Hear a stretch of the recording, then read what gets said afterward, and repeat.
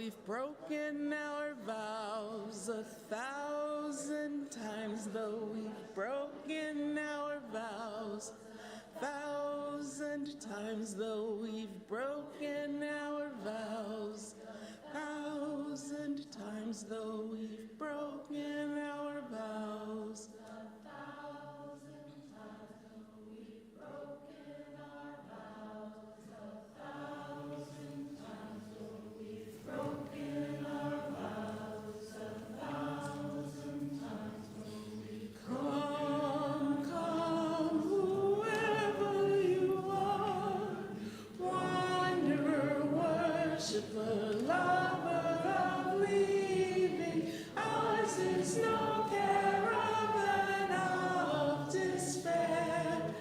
Come yet again, come again. Come, come, whoever you are, wanderer, worshiper, lover of leaving, ours is no caravan of despair. Come yet again, come this side. Come, come, whoever you are, this side. Come, come, whoever you are, wanderer, worshiper, lover of leaving, ours is no caravan, come again. Come, come, whoever you are. Come, come, whoever you are. Ours is no caravan of dismay. Come yet again, come.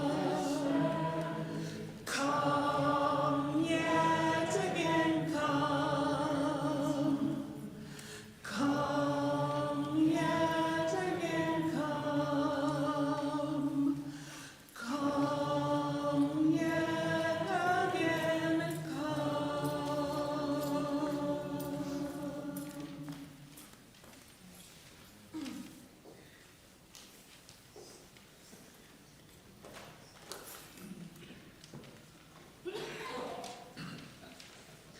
Good morning. Welcome. We are so glad you have joined us for our Sunday morning worship service. I am Chris Cable, a member of your Board of Trustees. We are glad you are here, whether you are present in this sanctuary this morning or watching remotely. It is so good to be together. We welcome you to our church and invite you to get to know us better after our service. As Unitarian Universalists, we hold that there are many paths to truth and meaning, and we support one another on our spiritual and religious journeys while holding ourselves in covenant with one another. Whoever you are, wherever you are on life's journey, wherever you are in the world, you are welcome here. And now one extra announcement this morning. I think I'm going to invite up some extra announcers to join me. Anything you can bid, I can bid higher. I can bid anything higher than you. No, you can't. Yes, I can. No, you can't. Yes, I can. No, you can't. Yes, I can. Yes, I can. I can bid silently anything higher. I can bid silently higher than you. No,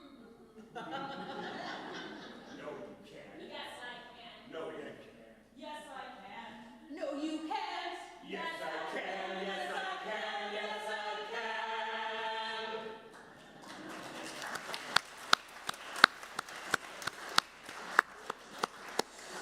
So this is it.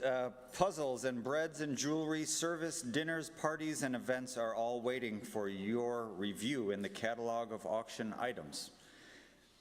Pick up your live booklet with your bidding number today in Creeves Hall. Drop off your non-perishable items today or Wednesday, or contact the auction team for a convenient time.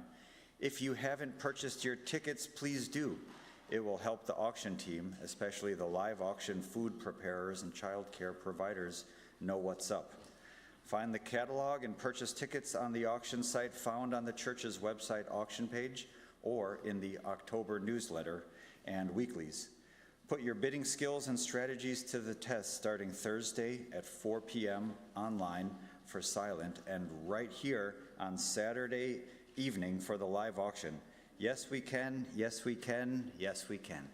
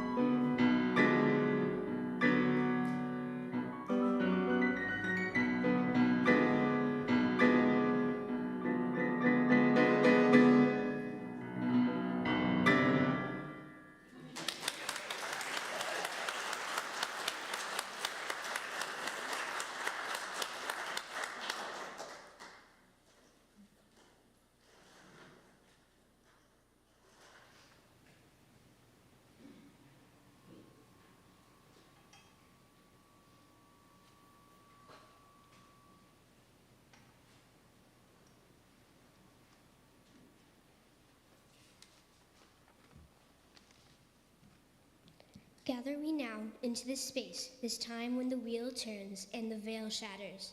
Gather we now to remember, to grieve, to prophecy, to complete our harvest before the long dark comes. Gather we now to tell the old stories and sing the old songs, to be as we have always been, the voice of our people, eternal. Gather we now to celebrate that which was, that which is, and the which will be. Gather we now, as we have always done, united by story and bound by love.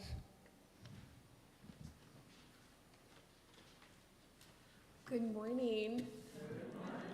Welcome to this place of love, this place of communal flourishing, this place of fun, and this place of remembrance.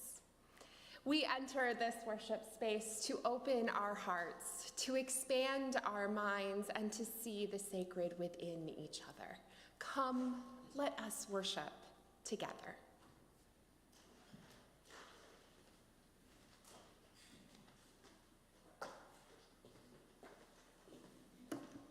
Good morning again.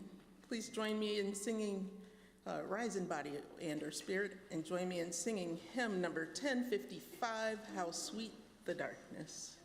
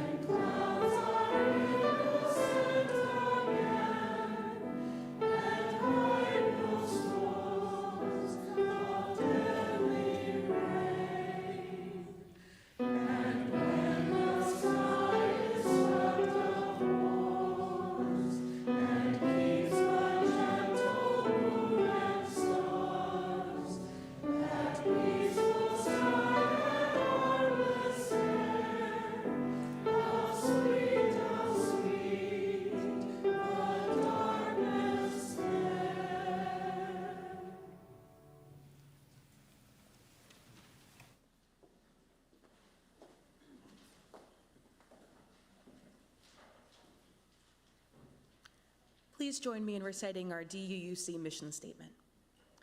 We gather as an inclusive community to grow in character, mind, and spirit, and to transform the world towards fairness, love, and compassion.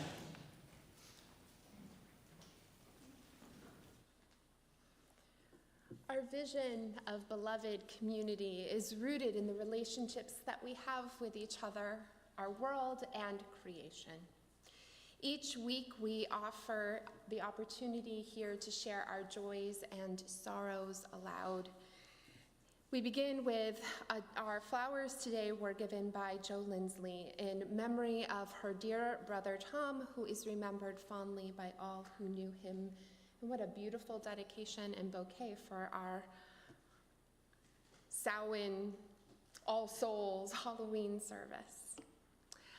I would love for us to give ourselves a big round of applause, for we have officially made good trouble status with the UUA through our UU the Vote initiative. We sent more than 5,000 postcards, and as of earlier this week, I have 53,833 texts that went out as well. We are one of only 2 congregations here in Illinois that achieved good trouble status this year. Be proud of yourselves getting out the vote.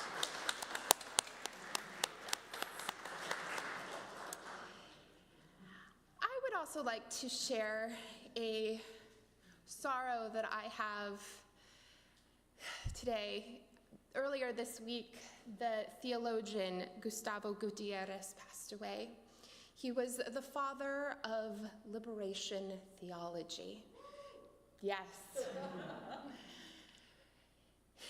He believed that God stood with the poor and the oppressed first and foremost. And his theology revolutionized our world and Unitarian Universalism as well, holding justice at the center. Whether our joys or sorrows are shared aloud here or held in our hearts, we care for one another. Please know that you can talk to myself or one of our pastoral ministries associates if you would like to share a joy or have a listening ear or a shoulder to cry on. Please join me in a meditative prayer from the Catholic tradition of All Souls Day. Spirit of light, we share our gratitude for the saints of all ages, for those who in times of darkness kept the lamp of faith burning, for the great souls who saw visions of larger truth and dared declare it, for the multitude of quiet and gracious souls, and for those known and loved by us who have passed from this earthly fellowship into the fuller light.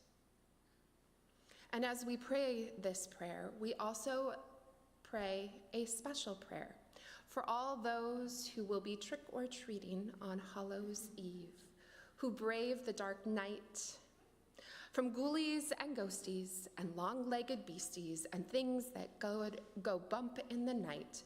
Good Lord, deliver us.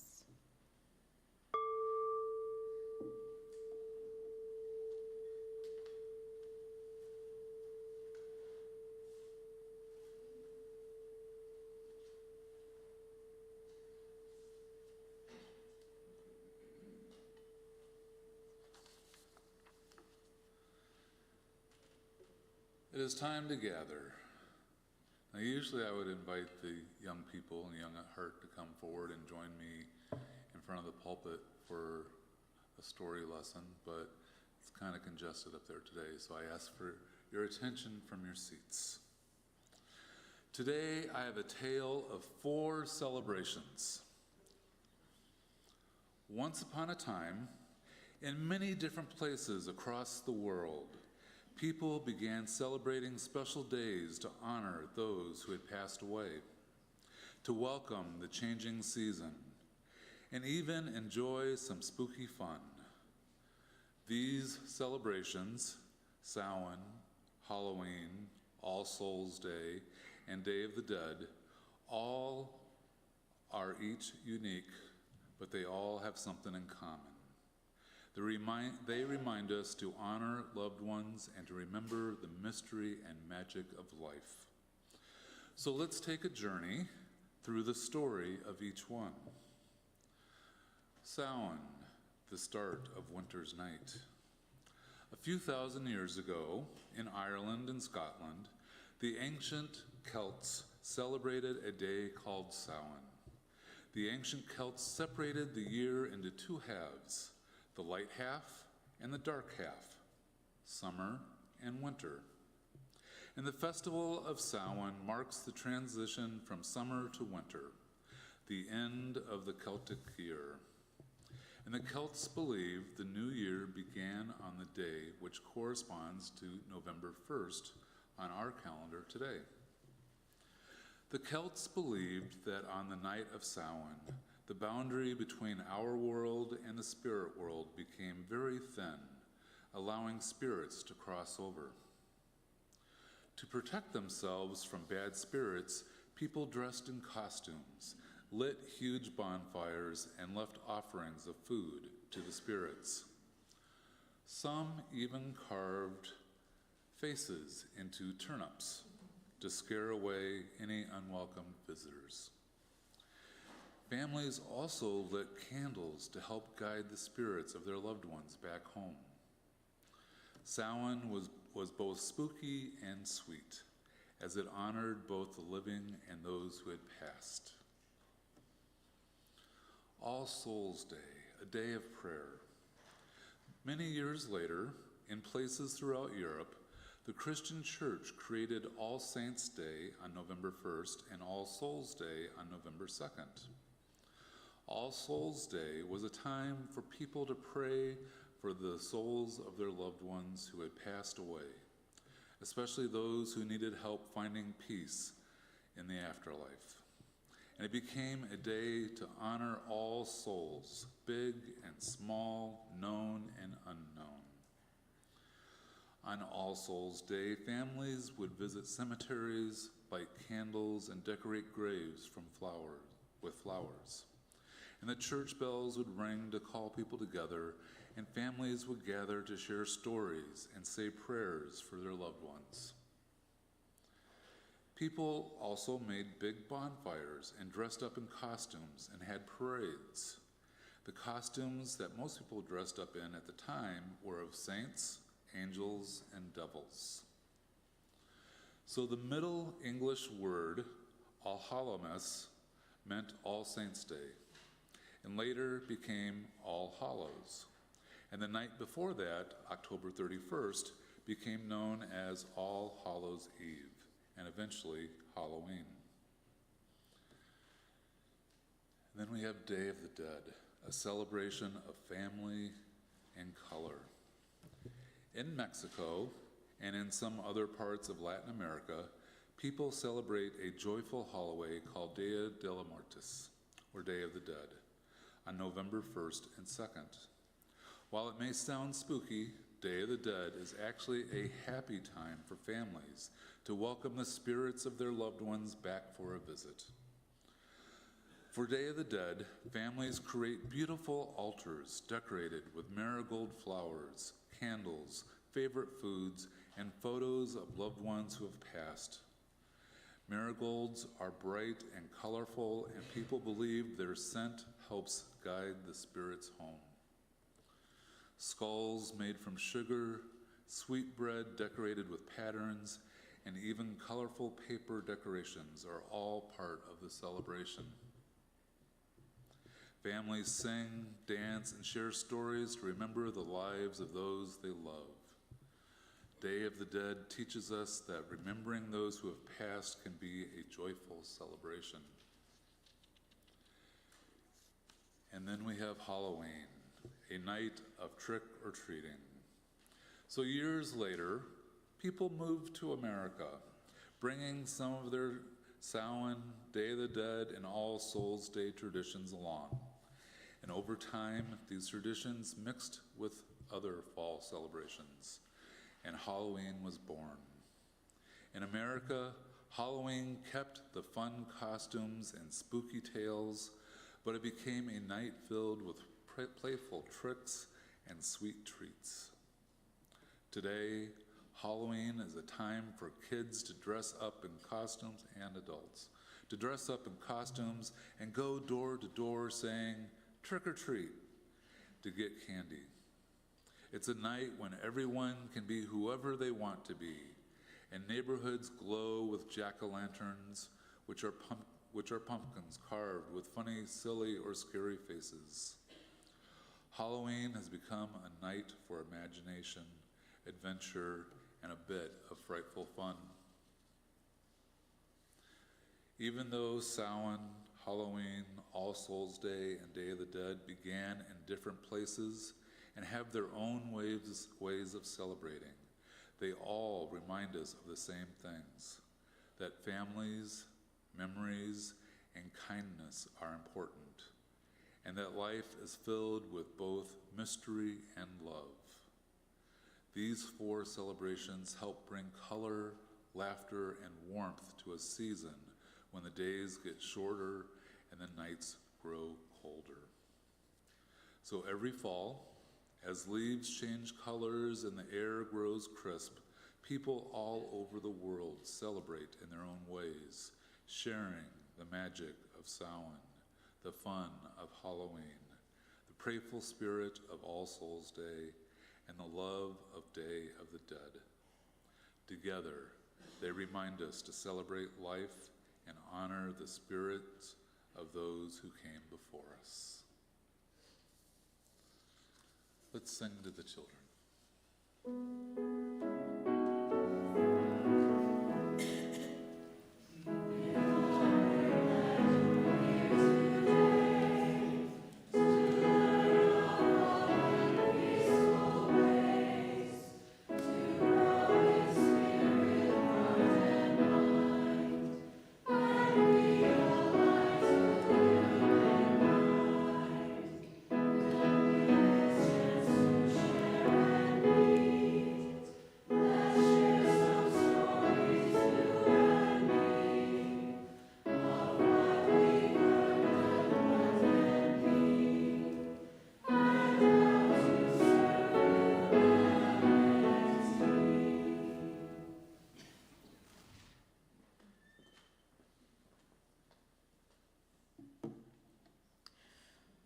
Giving of our treasure is how we reciprocate the many gifts we are given by this community.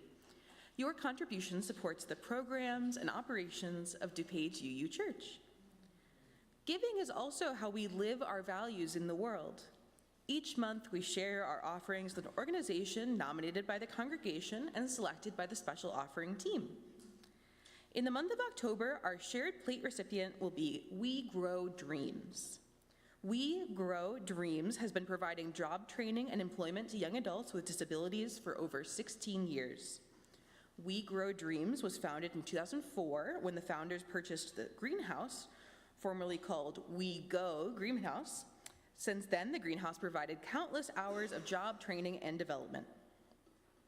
This morning's offering to support the work of DuPage Unitarian Universalist Church and We Grow Dreams is given and received in a spirit of generosity and gratitude.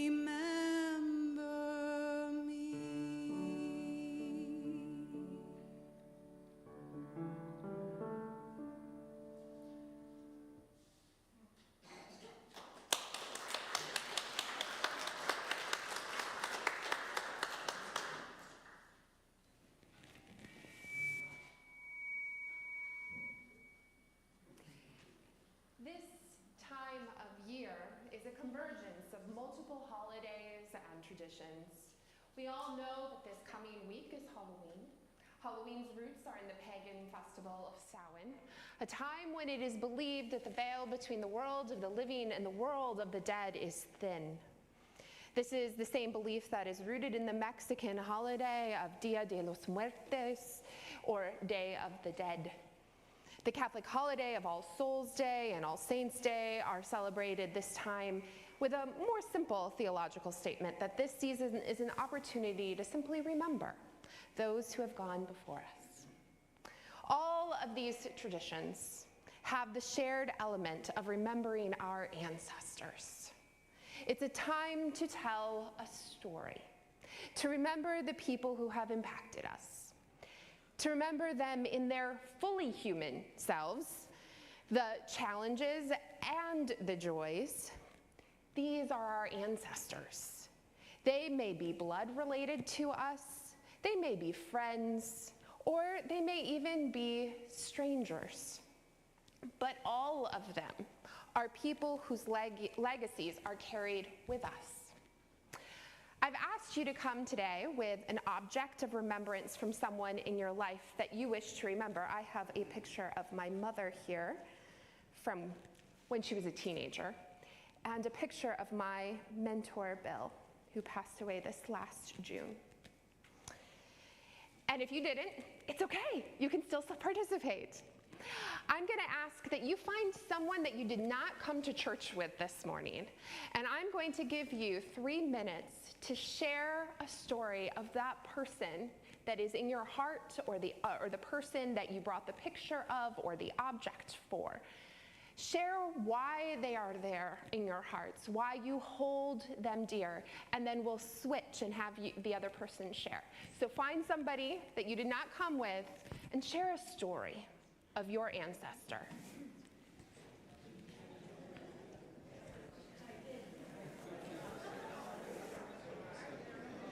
So you say to have them light a candle. Yes.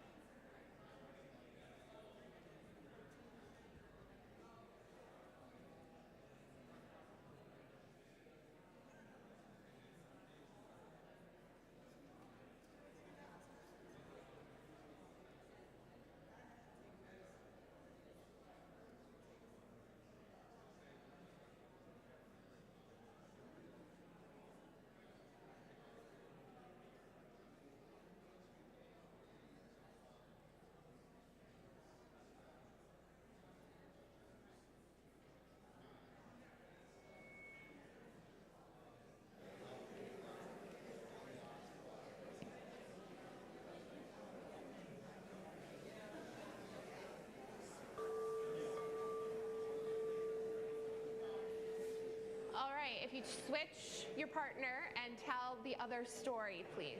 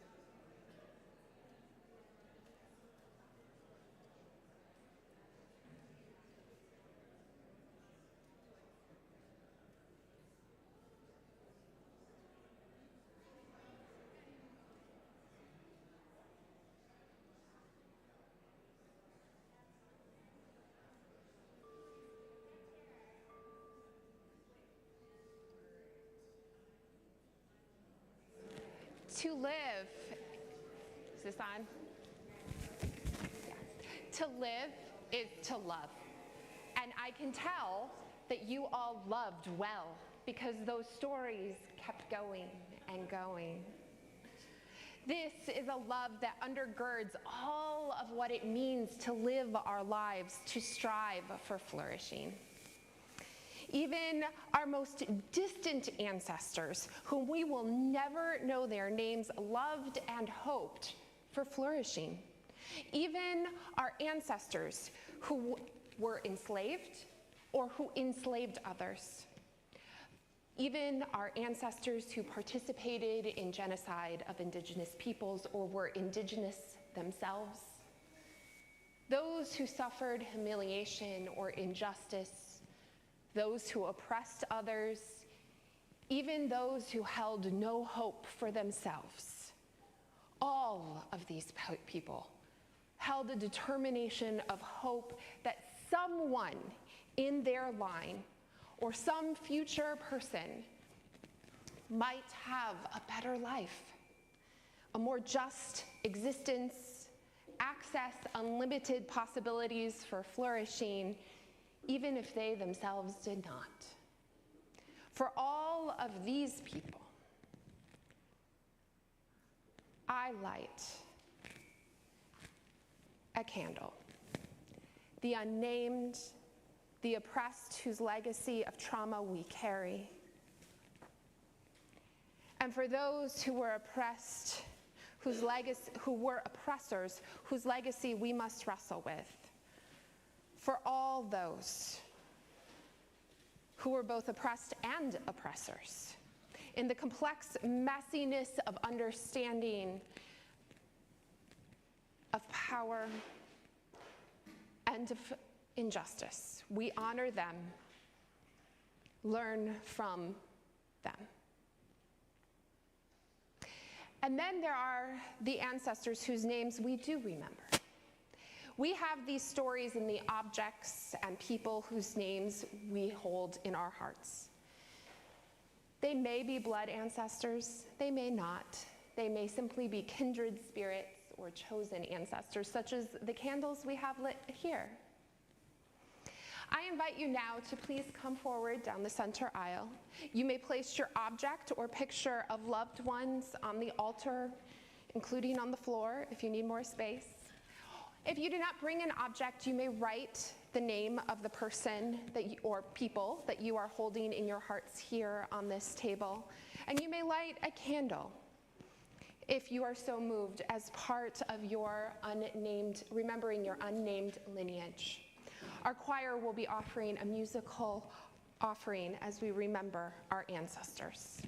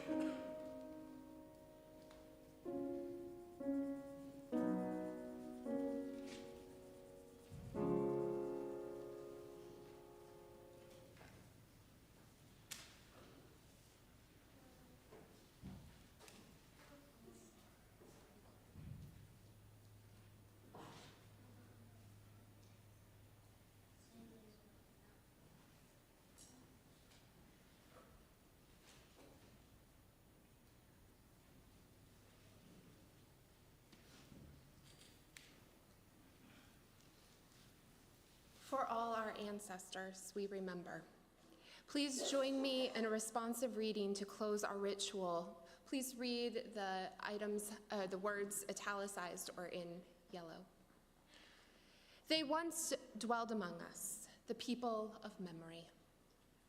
They who knew us, they who taught us, they who heard us, they who loved us. They touch our lives time and again, through their presence and their absence.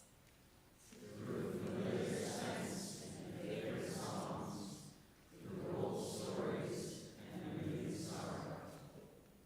As the earth turns and leaves fall, we reach back to renew the bonds between us.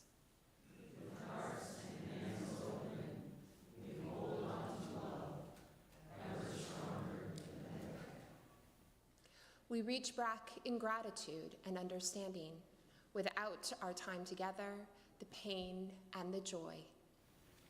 We would never be who we are today. We would have little to pass on unto us.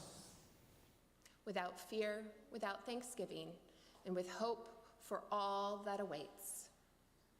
Remember those who have gone before.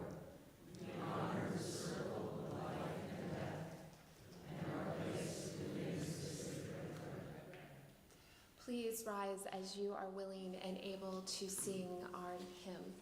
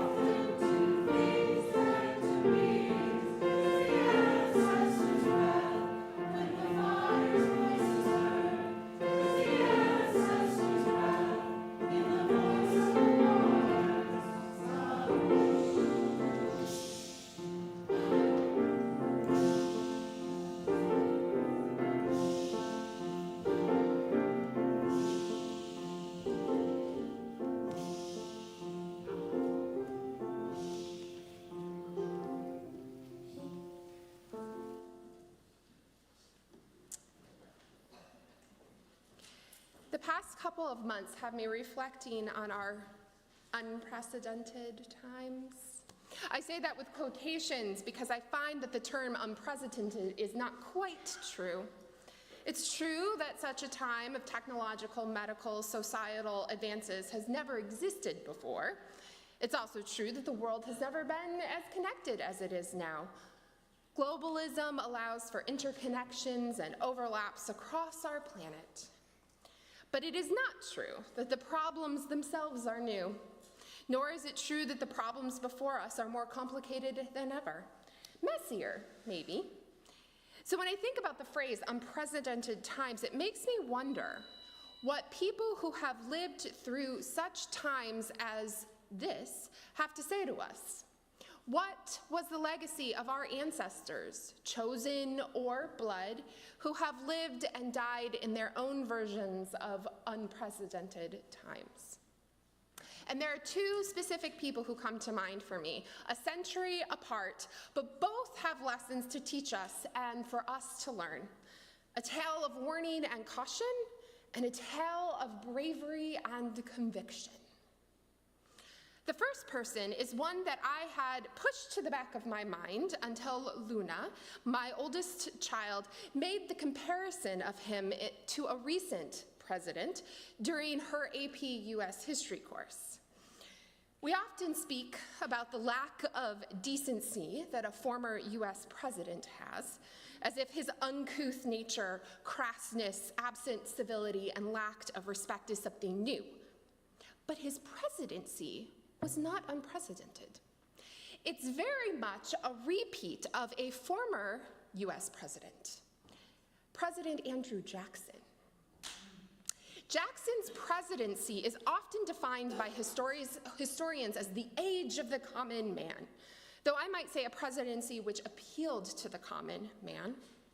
Jackson was a widely popular president who appealed to the working, landholding white man, not just necessarily the wealthy. In fact, at the time of his presidency, the common man was pretty upset with those who had wealth. He was the first president to establish the office of president as a chief in power in the structure of the American government. He fully believed in the inequality of wealth, but he appealed to the common man by allowing more white men to vote under his presidency than any prior, by lifting some of the limitations on voting restrictions. He did away with the niceties of fine society, for good or ill, allowing anyone access to the White House and making it a practice of his to spit his chewing tobacco all over the White House.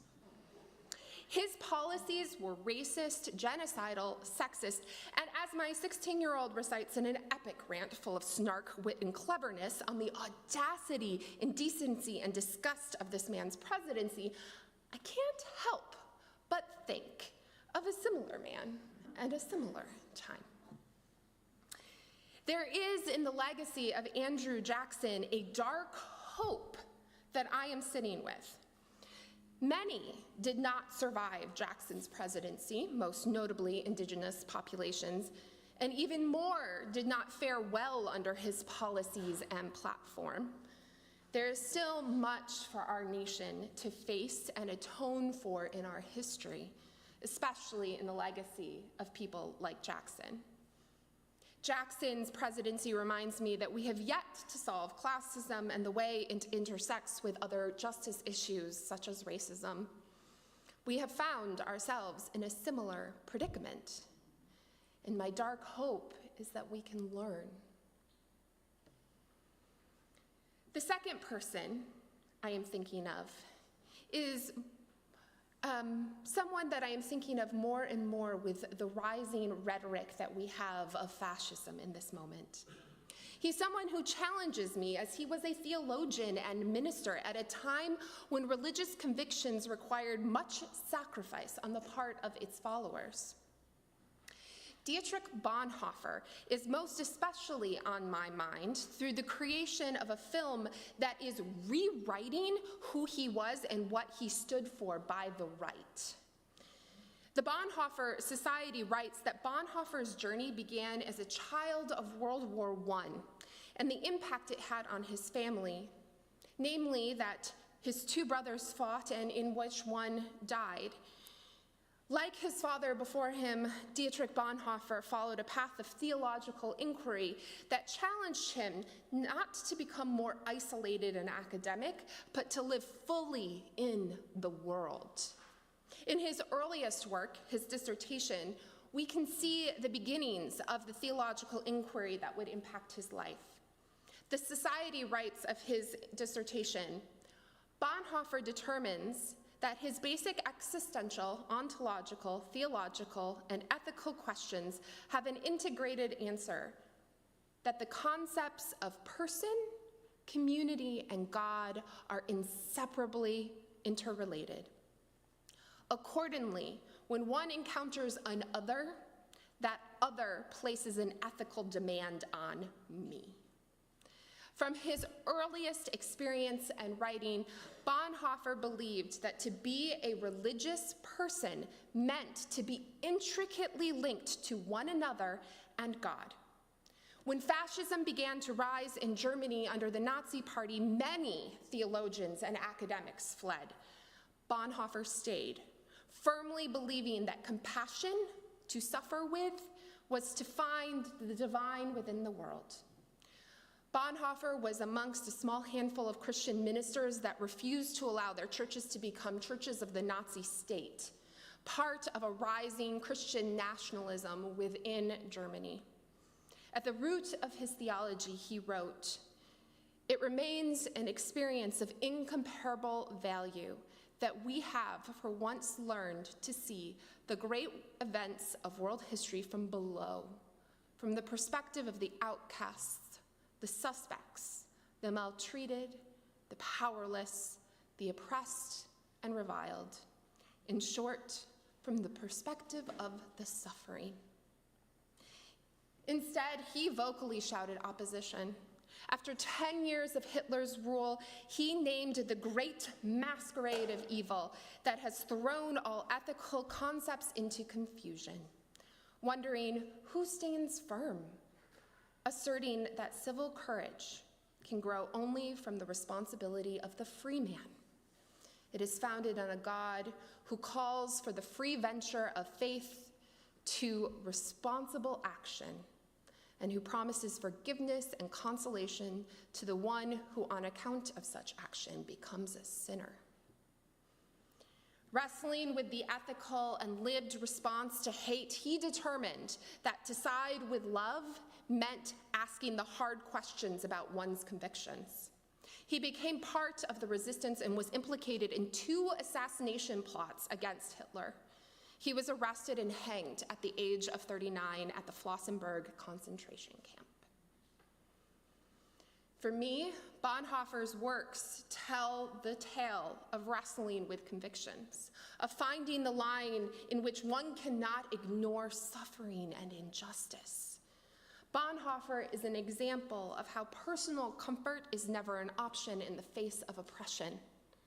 He challenges to me to ask where my own lie lies. He forces me to ask where I must be brave. He asks me in times not so unprecedented how much I believe in my Unitarian Universalist values and how far I am willing to go to live them. These 2 men are not far from my thoughts in this very precedented time. They both challenge me to see the other, the one supposedly so very different from myself, and to find a place that allows my principles as a UU, as a minister, and as a human to be embodied, to bring forth flourishing for all people.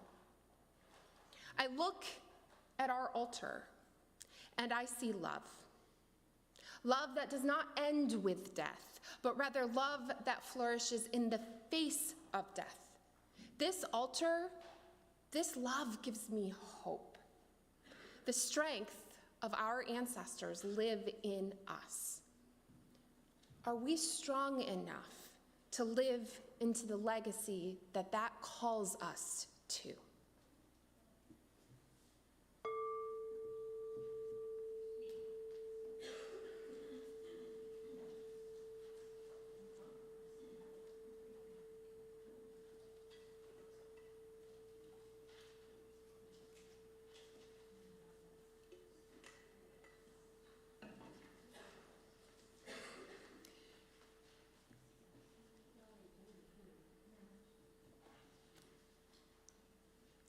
As we leave this place, let us remember these ancestors, these people who have come before us, and all that they wish for us. Let us find the line upon which our own bravery sits.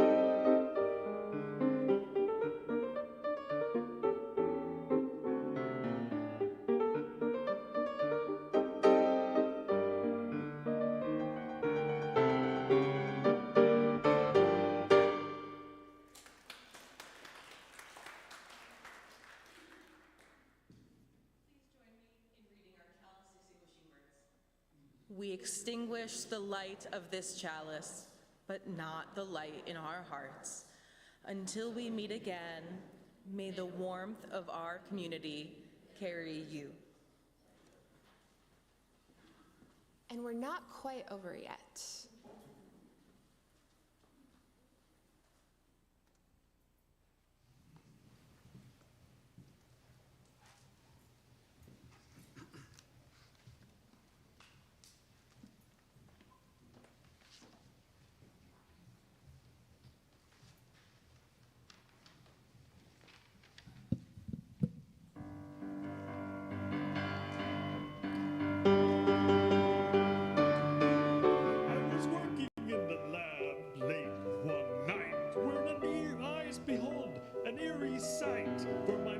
From his slab began to rise. And suddenly, to my surprise, he did the mash. He did the monster mash. The monster mash. It was a graveyard smash. He did the mash. And he caught on in a flash. He did the mash.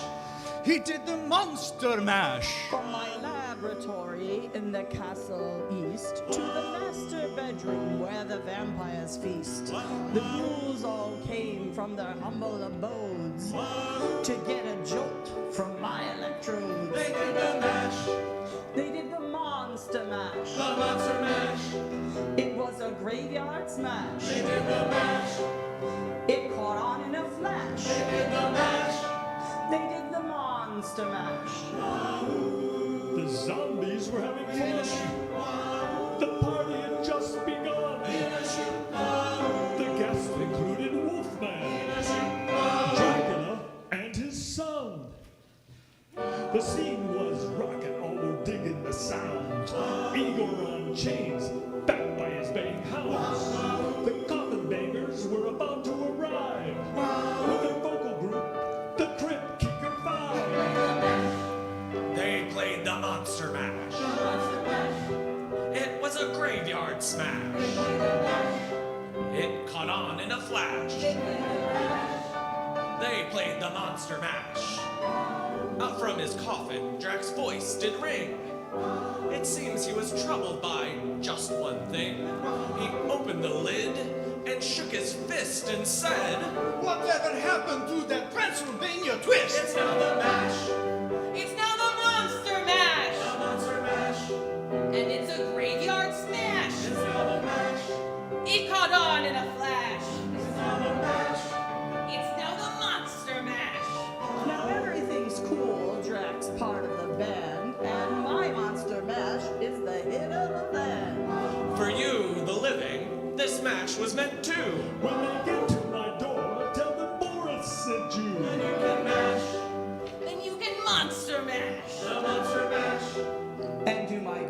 smash.